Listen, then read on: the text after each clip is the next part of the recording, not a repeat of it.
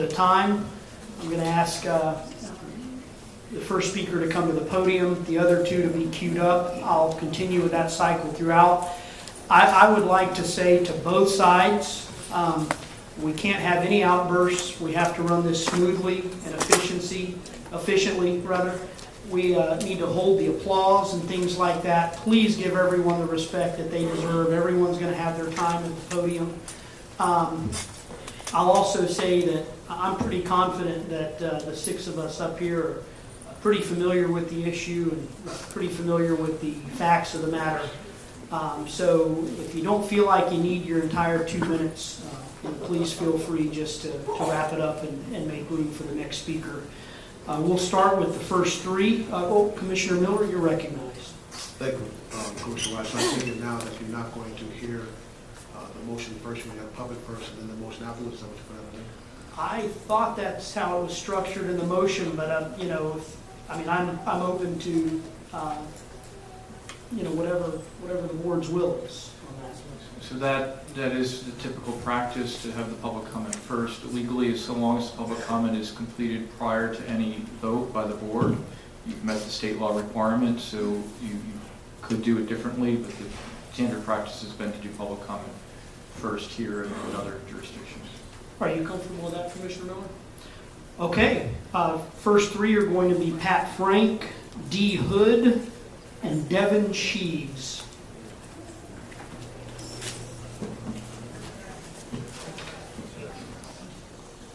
Good morning. I'm Pat Frank, a citizen of Hillsborough County. I reside at 3108 West Agawam Road in Tampa, Florida.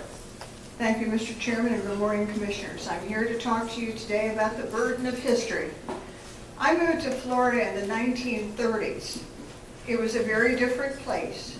I vividly remember signs outside of hotels in South Florida. No Jews, no dogs, no blacks. They used a different word then. I moved to Tampa in the early 1960s when the schools were segregated. The black schools had hand-me-down books and the buildings were deplorable, but all schools were underfunded. It was in the county courthouse that I stood with thousands of Hillsborough teachers in 1968 as they demanded better funding for school children. It was in that courthouse 4 years later that as a school board member I voted to integrate our public schools. And it was in that courthouse as a State House and Senate member that I heard from constituents during public hearings. Now that building is often called the historic county courthouse, but it's not a museum. It includes traffic court, the people's court for many, and the official records department where marriage licenses are issued and weddings performed, deeds are recorded, and hearings held on property tax assessments. And yet today, and during all that history, a monument to the Confederacy has stood outside, a reminder of the ignoble cause of slavery. The Civil War is a burden of history that we should never forget, but never celebrate. Unlike that monument, history is not set in stone. Our perspectives change with time. I think we can all agree that the monument does not unify us, it divides us. That's why the county no longer includes the Confederate battle flag in a seal or in the county center. Thank you, Ms. Frank. I'm concluding. And Ms. Frank, thank you. And why, as a county commissioner, I refuse to sign the proclamation honoring the Confederacy. I ask you today to remove the monument. We need details. Thank you.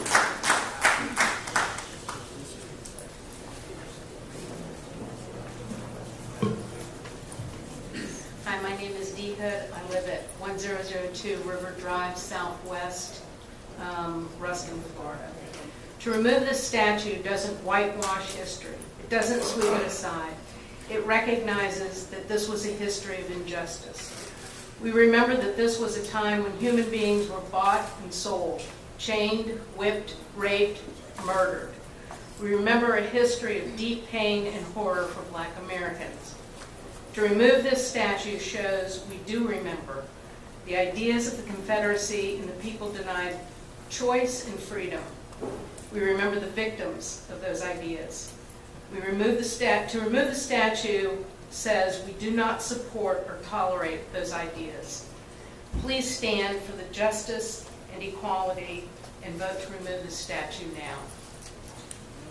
Thank you, Ms. Hood. Next, we have Devin Cheeves, and I'm going to ask Ada Makic, Nina Tatlock, and Justin Waters to be ready next.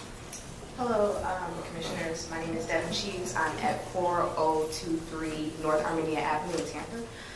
And I'm talking, of course, in support of removing the Confederate monument at the county annex. Since we've already gone over the spiel, we know the ins and outs of why we're here today. I just want to talk about a testament to the power of the people that are behind me, the people that stand with me. I was really disappointed and hurt by the last meeting, and despite hearing sympathy, despite hearing what I thought was compassion, I also saw votes that voted against that compassion. And so what brings me hope is, again, the power of the people. My comrades, my neighbors, my community showed up and they showed out in the last few weeks. They mobilized, they organized, not just in numbers, but with passion and with power. We not only have family members, we have friends, neighbors, communities, mosques, temples, churches, folks from all different walks of life. We are literally the people of Hillsborough County, and we're standing together to support this removal of the monument. Not only that, we even organize with such power to have both the Tampa Bay Rays and the Tampa Bay Bucks also support us and support in this removing this monument. And so there's no time, there's no need to delay. We already know most of you have decided to change your minds and decided to do the right thing, so don't delay the vote. Vote to remove that statue today, now. Thank you. Next, we have Ada Makic.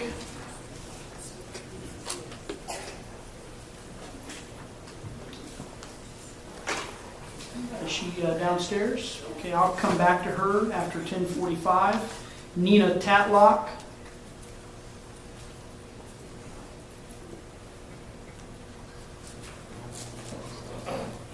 Hello, I'm Nina Tatlock, 1413 Beach Club Lane, Apollo Beach, Florida. I'd like to state that I am in support of moving the Confederate statue away from the county courthouse, a place where all people should be able to go to seek justice.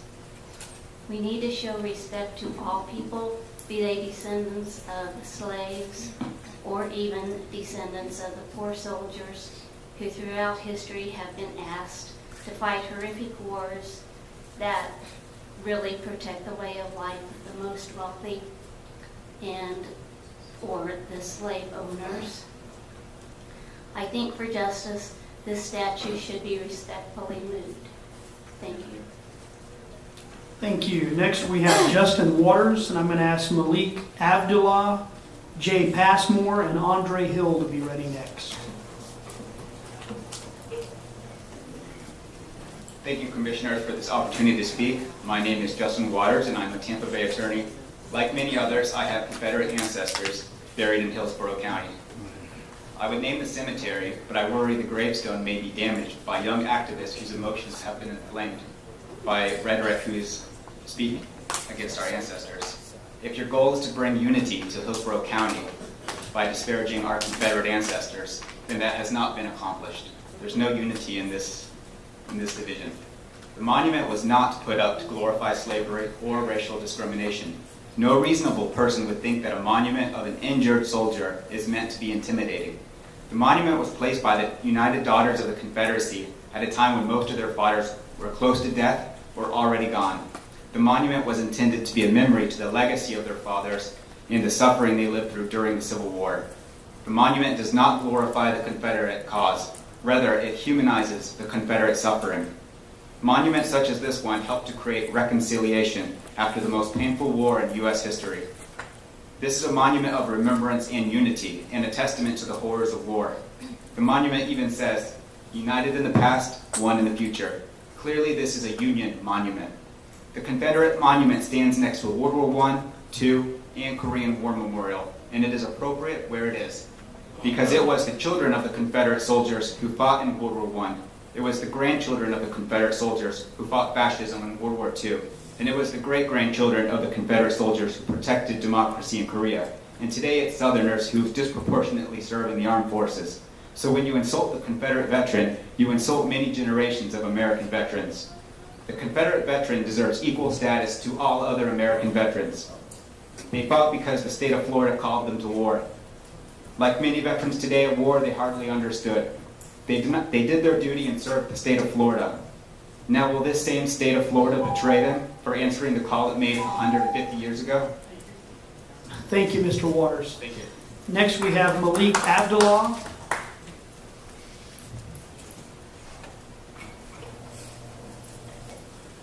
Good morning, all. My name is Malik Abdullah. And the issue in regard to removing a symbol of hate and depravity for people is a just cause. Remove it. And we're a community that wants to establish justice and freedom for people, not white supremacy, not the symbol of oppression and hate. So we should take that on personally in our life and help these people, our people, to build a nation of freedom, justice, and equality for all. So if we don't stand behind freedom and justice and equality for all, then we are misrepresenting the cause of the people. We're misrepresenting something that the people have sent representatives to a higher form of government to stand for what is right and good for the people, so that the people can enjoy the land. And when we talk about a monument that oppresses and denies people their freedom, justice, and equality, why should we stand for that? There's no reason to stand for that, other than blind hatred and animosity toward a person for the color of their skin. But we had no choice in coming into America. We were brought here on slave ships, and we've been treated like slaves ever since. There are many issues here, and I won't go through them all, but you all know the issues. But for the people to stand up and say, stop this foolishness, that's what we are standing for. Stop the foolishness, stop the division. If we don't stop this, then America is going down the tunnel of hate, division, and destruction. I believe it was Hitler that said that America will not be destroyed from without. It will be destroyed from within. So we won't let these things that divide us destroy this country. So let's stand up and fight for and represent which is right and good for all of us. Thank you. Jake Passmore.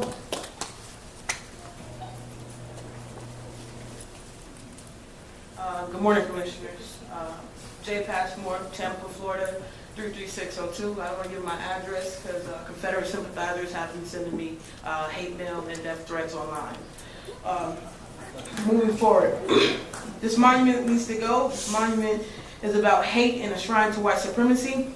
Last vote, Stacey Merman said she understood what it felt like to be discriminated against because she was a woman.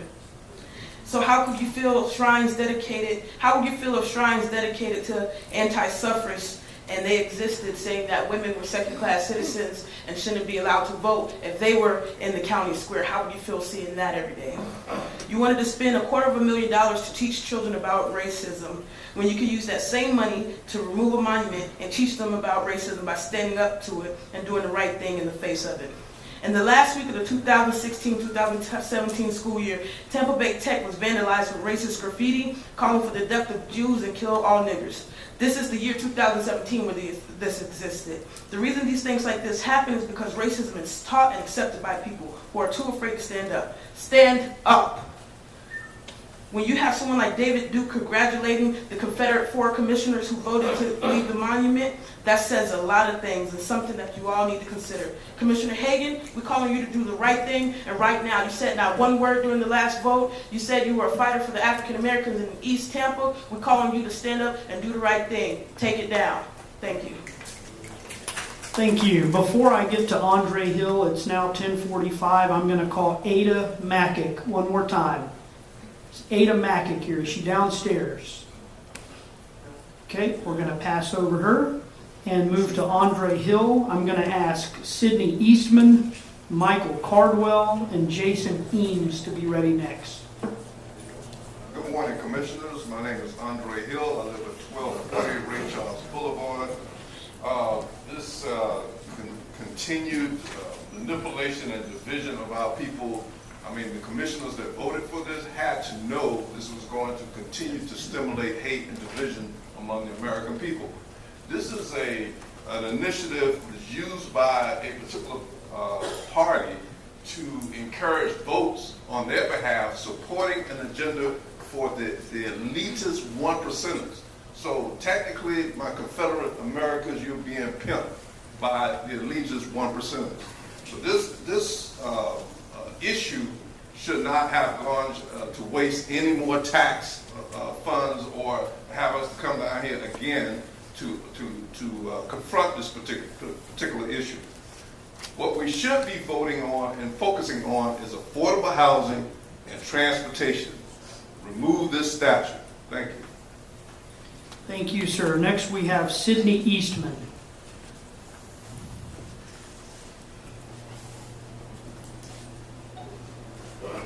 Good morning. My name is Sidney Eastman, 4210 West Granada Street, Tampa, Florida, 33629.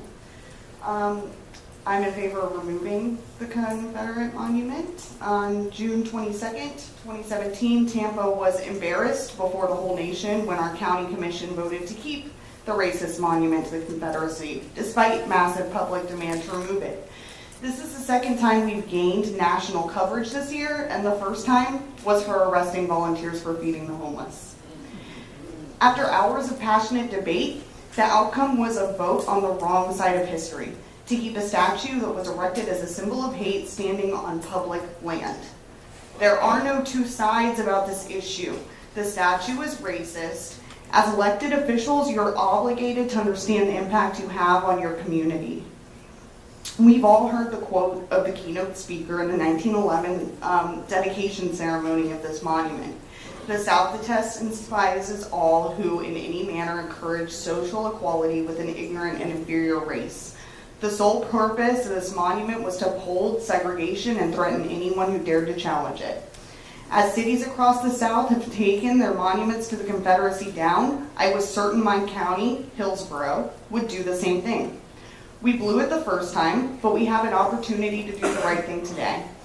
Let's make it right. I don't care where it goes. Let's just take it down, huh? Thank you. Next, we have Michael Cardwell.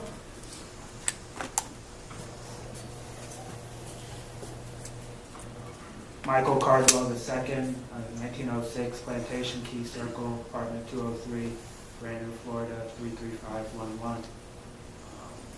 Normally, I would begin by, thanking you for listening to us today or saying it's a pleasure to be here.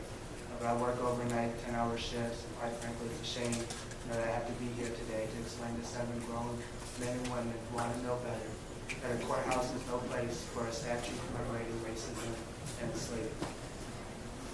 As I look around and see those who voted to keep it up and those who are here in support of keeping up the statue, I can't help but notice that the statue is not a tribute to their inferiority or ignorance.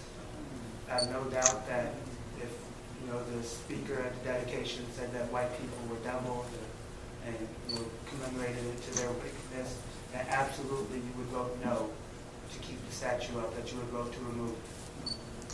But here we are today. But I don't blame you. I blame your mothers, your fathers, your grandparents, your pastors, your teachers, your Sunday school teachers.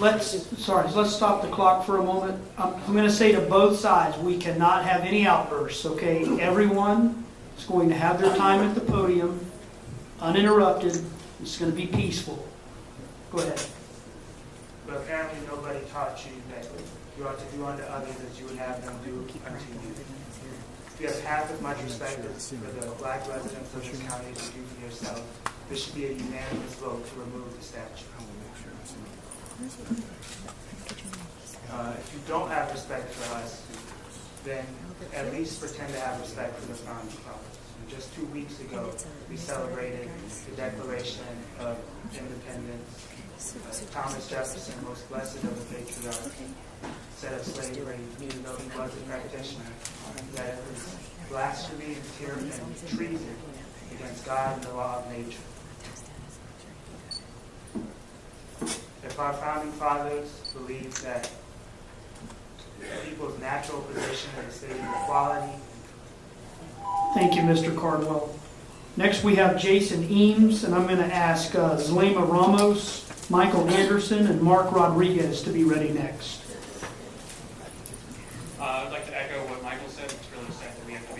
My name is Jason Eames, 13110 Arbor Isle Drive, Ferris 33627. It's a shame that we have to do this a second time. It's a shame that the statute exists in the first place. Granted, 1911 was a much different time. But, you know, I'm pretty sure we settled this argument 1865, 1964, and 1968.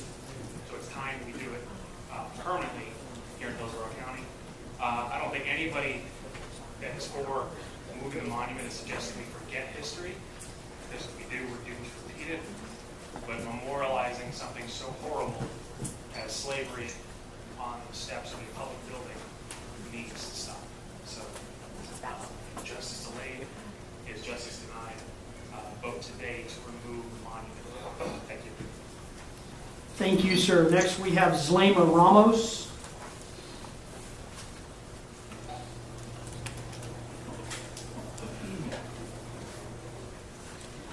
Good morning.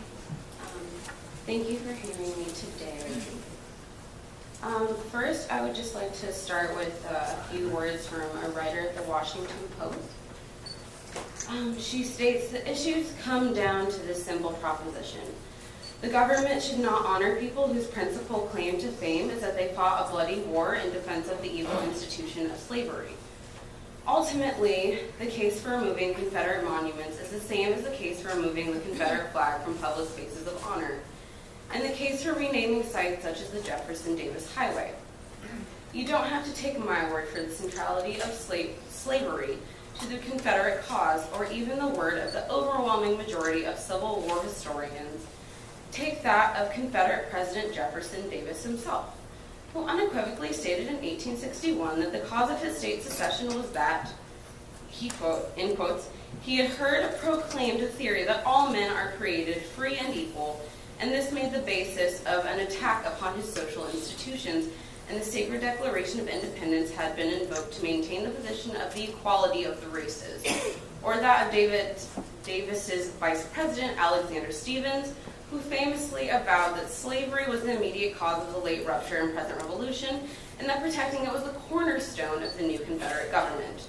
Consider also the Southern states' official statements outlining their reasons for secession, which focus on slavery far more than any other issue. Mississippi's statement minced no words on the subject. Our position is thoroughly identified with the institution of slavery, the greatest material interest of the world. Its labor supplies the product which constitutes by far the largest and most important portions of commerce and the earth. These products have become necessities of the world, and a blow at slavery is a blow at commerce and civilization. That blow has long been aimed at the institution and was at the point of reaching its consummation. There was no choice left us but submission to the mandates of abolition or dissolution. Thank you, Ms. Ramos. Next. Oh, my apologies. I'm Zulema Ramos, 220 South Mountain Court. Thank you. Next, we have Michael Anderson.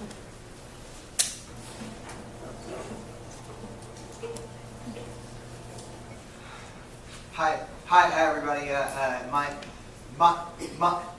name is Michael Anderson. I am the Community Engagement Director over at Allendale United Methodist Church in basically St. Pete. I am here in a favor of this and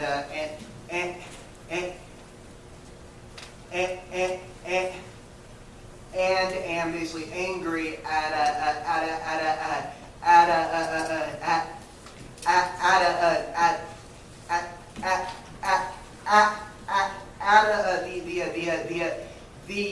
the fact that literally we are still playing this game to where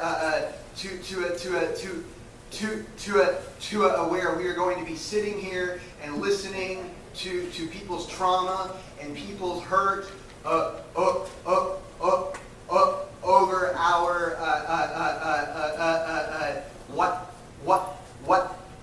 white supremacist decisions that basically were made and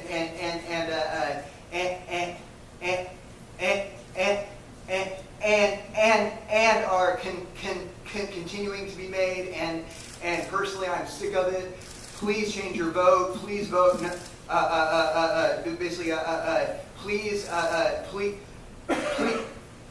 please vote to take it down. Basically, all of my faith leaders who came out on Monday to our interfaith vigil are literally praying during this time that, again, take it down, do the right thing. Thank you. Thank you, Mr. Anderson, and thank you for taking the time to come out to address the board.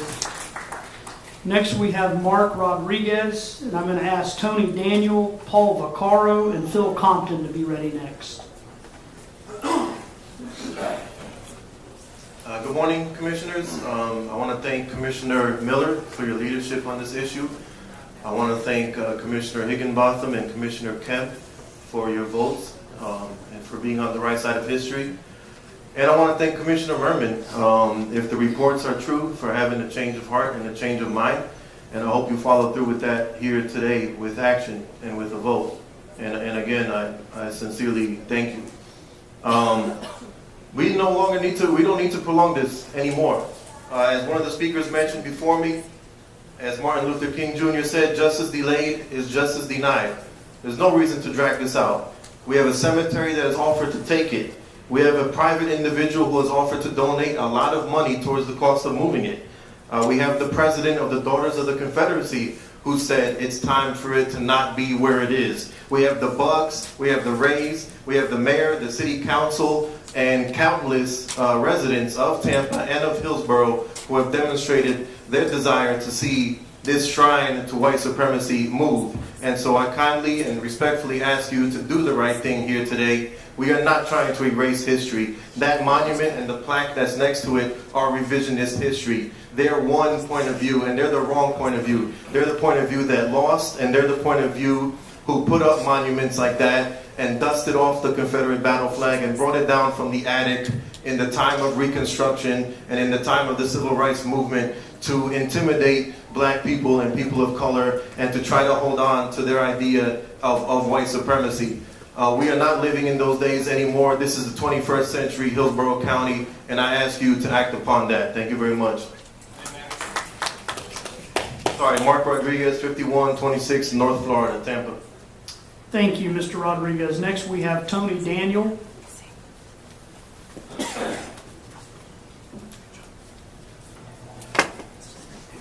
Hey, good morning, Tony Daniel. I think the last vote was indicative of how certain people feel. That's the way they feel.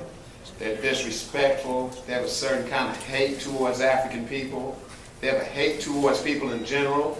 You heard the first thing they did was they made some kind of proposition or requisition or something. They wanted to give the people, some people have been here since 6 o'clock this morning, but they wanted to give them 1 minute. Disrespect for people. Disrespect for working class people. Disrespect for the citizenry. That's what the statue represents. Disrespect to Ms. Pat Frank. You know, a respected member of the community. A person who's been out there on the front line. Disrespect, straight disrespect. Thing rang for 2 minutes and they're like, oh, Ms. Frank, your time is up. Your time is up. Very disrespectful. Ms. Frank is like anybody's mother in here. Plain and simple. But it's a certain kind of hate and disrespect that you see. It's the hate and disrespect. The statue is in the right place in actuality. Because it's the hate and disrespect you see that these judges have for African people. They send us up to prison, give us long prison sentences for absolutely, positively nothing.